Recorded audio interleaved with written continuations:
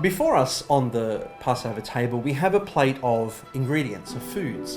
And one of those foods is parsley, or karpas.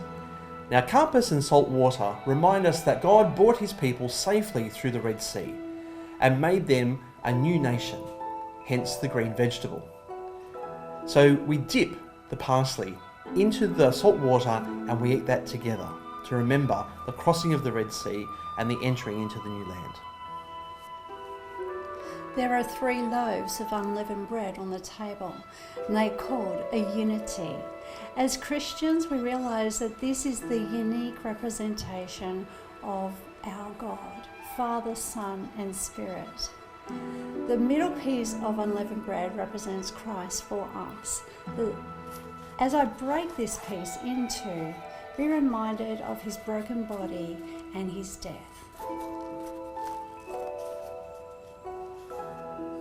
I'm now going to wrap the larger piece in a napkin and it will be hidden. It is called the afikomen. Christ's burial is dramatised in this act. Invite one of the children to take the covered bread and hide it somewhere in the room. This is the bread of affliction, which our ancestors ate in the land of Egypt. Let all who are hungry come and eat. Let all who are in need join us as we celebrate this Passover feast.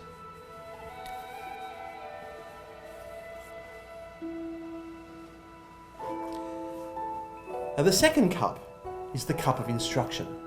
This is where you can retell the story of the Exodus in your own words, remembering the oppression of God's people and how they lived in slavery, how they lived with the promise of salvation.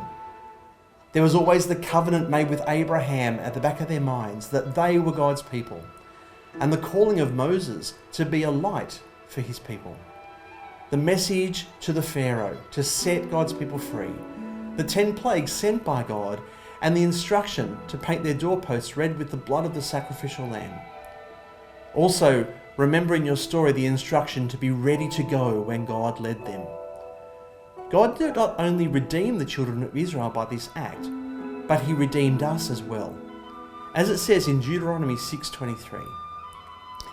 We must praise and thank God who performed all of these miracles, not just for our ancestors, but also for us. He brought us out of bondage and into freedom, out of misery and into joy, out of mourning and into dancing, out of darkness into light, and out of bondage into freedom. Let us praise him.